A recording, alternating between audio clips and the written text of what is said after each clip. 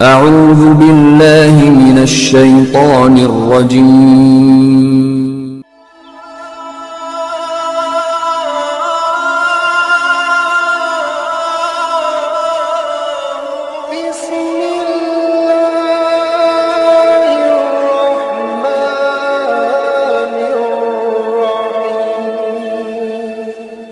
سلطان العارفین سلطان الفکر کے نام سے مشہور ہونے والے عظیم صوفی بزرگ سلطان باہو ہیں۔ سلطان العارفین سخی سلطان باہو یکم جمادی الثانی 1039 ہجری بامطابق 17 جنوری 1630 عیسوی میں بروز جمعرات بوقت فجر شاہ جہان کے عہد حکومت میں قصبہ شورکوٹ ضلع جنگ ہندوستان موجودہ پاکستان میں پیدا ہوئے۔ دوستو، حضرت سلطان باہو اوان قبیلے سے تعلق رکھتے ہیں اور اوانوں کا شجرہ نسب علی کرم اللہ وجہ الکریم سے جا ملتا ہے۔ اوان علی کرم اللہ وجہ الکریم کی غیر فاطمی اولاد ہیں۔ سخی سلطان باہو کے والد سلطان بازید محمد پیشہ ور سپاہی تھے اور شاہ جہان کے لشکر میں ممتاز عہدے پر فائز تھے۔ آپ ایک صالح شہریت کے پابند حافظ قرآن فقہ شخص تھے۔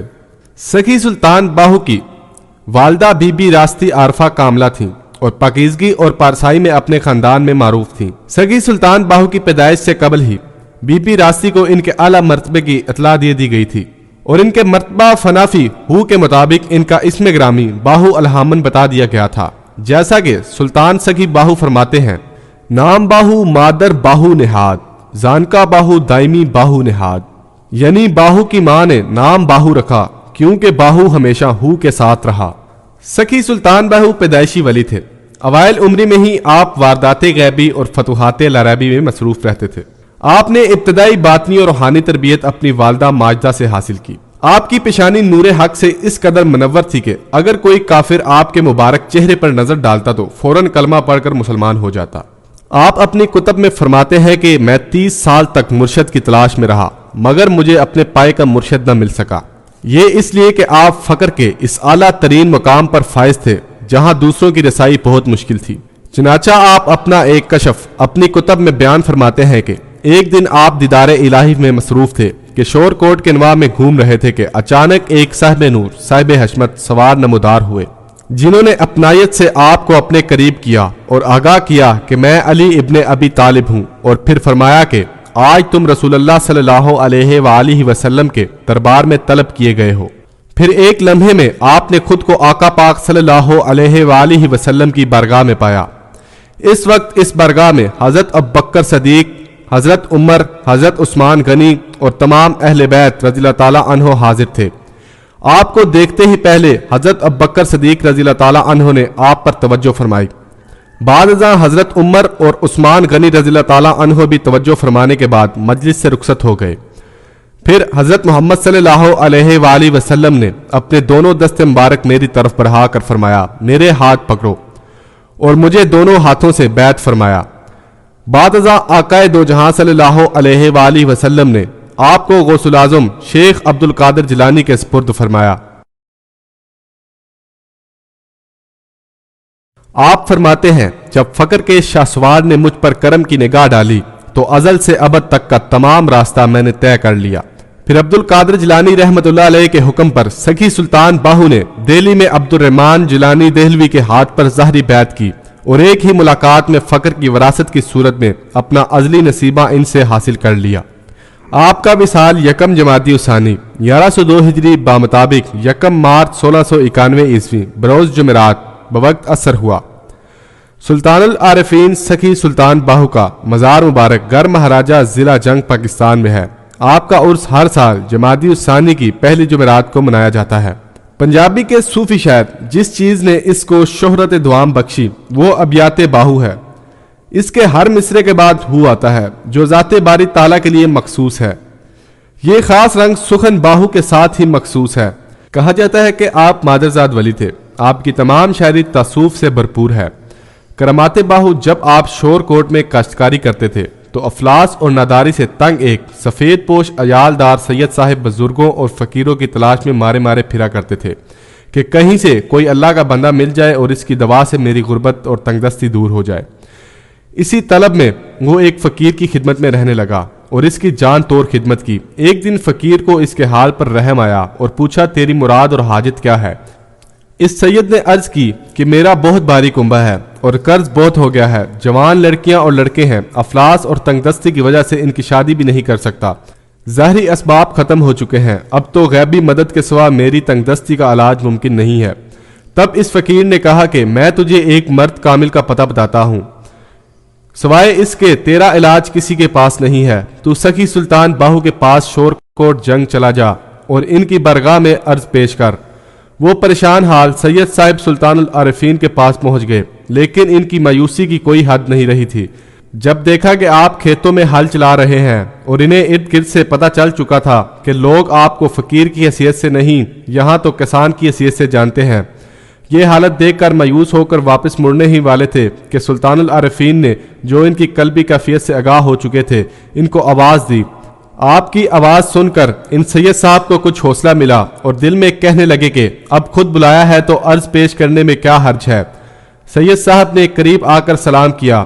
آپ نے سلام کا جواب دے کر پوچھا کہ کس ارادے سے یہاں آئے ہو؟ سید صاحب نے اپنی ساری سرگشت سنا دی۔ آپ نے فرمایا، شاہ صاحب مجھے پیشاب کی حاجت ہے، آپ میرا حل پکڑ کر رکھیں، میں پیشاب سے فارغ ہو لوں۔ غرض آپ نے پیشاب کیا اور مٹی کے ڈیلے سے استنجا کرنے کے بعد وہ ڈیلا ہاتھ میں لے لیا۔ سید صاحب سے مخاطب ہوئے، شاہ صاحب آپ نے مفت تکلیف اٹھائی، میں تو ایک جٹ آدمی ہوں۔ سید صاحب کا دل پہلے ہی سفر کی محنت اور مایوسی سے جلا ہوا تھا، تیش میں آ کر بولے کہ ہاں یہ میری سزا ہے کہ سید ہو کر آج ایک جٹ کے سامنے سائل کی حیثیت سے کھڑا ہوں۔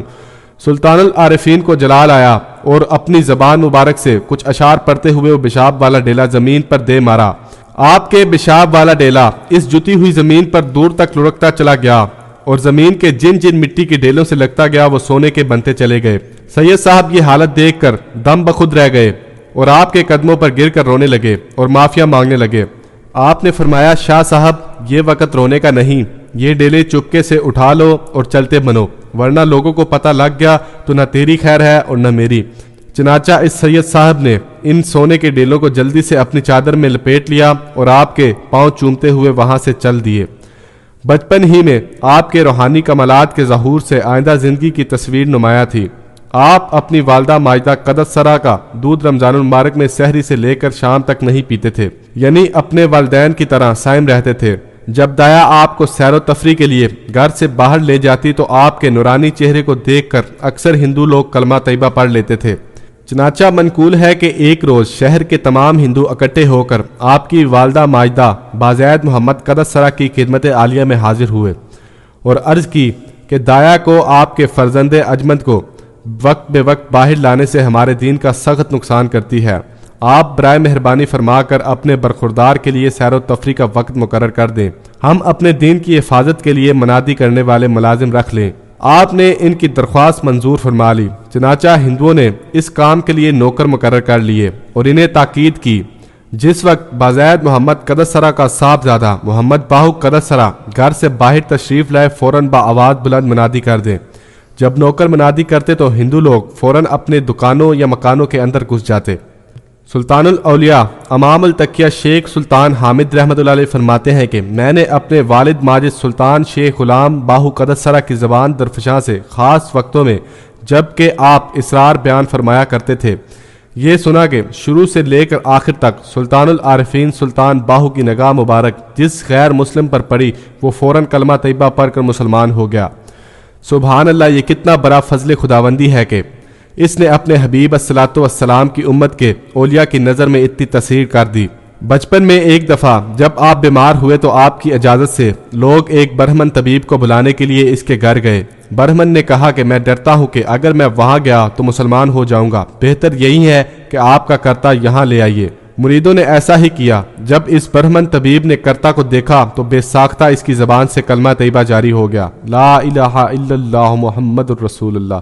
آپ کی یہ کرامت گرد و نواح میں ابھی تک مشہور ہے اور ہزاروں خاص و عام دیکھتے ہیں اور انشاءاللہ العزیز قیامت تک دیکھتے رہیں گے۔ جس وقت لوگ آپ کے مزار مقدس کی زیارت کے لیے خانقاہ شریف کے اندر داخل ہوتے ہیں اور مزار شریف کو دیکھتے ہی بے اختیار ذات الہی کے شوق سے رونے لگ جاتے ہیں اور ذکر بحر ان کی زبان پر جاری ہو جاتا ہے، سینکڑوں بانصیب آدمی صاحب حال، زندہ دل، صاحب تاثیر، ذاکر روحی ہو جاتے ہیں۔ یہ محض کمال عطات محمد رسول صلی اللہ علیہ وآلہ وسلم کا نتیجہ ہے۔ الف لام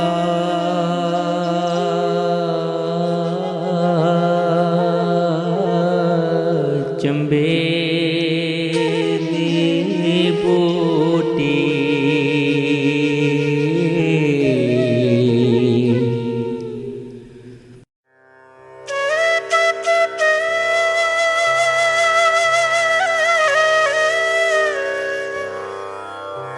ਮੈਂ ਸ਼ਹਿਬਾਜ਼ ਕਰਾਂ ਪਰਵਾਜ਼ਾਂ ਵਿੱਚ ਦਰਿਆਏ ਕਰਮ ਦੇ। ਜ਼ਬਾਂ ਤਾਂ ਮੇਰੀ ਕੁਨ ਬਰਾਬਰ ਮੋੜਾ ਕੰਮ ਕਲਮ ਦੇ ਹੋ। ਅਫਲਾਤੂਨ ਅਰਸਤੂ ਵਰਗੇ ਮੇਰੇ ਅੱਗੇ ਕਿਸ ਕੰਮ ਦੇ ਹੋ।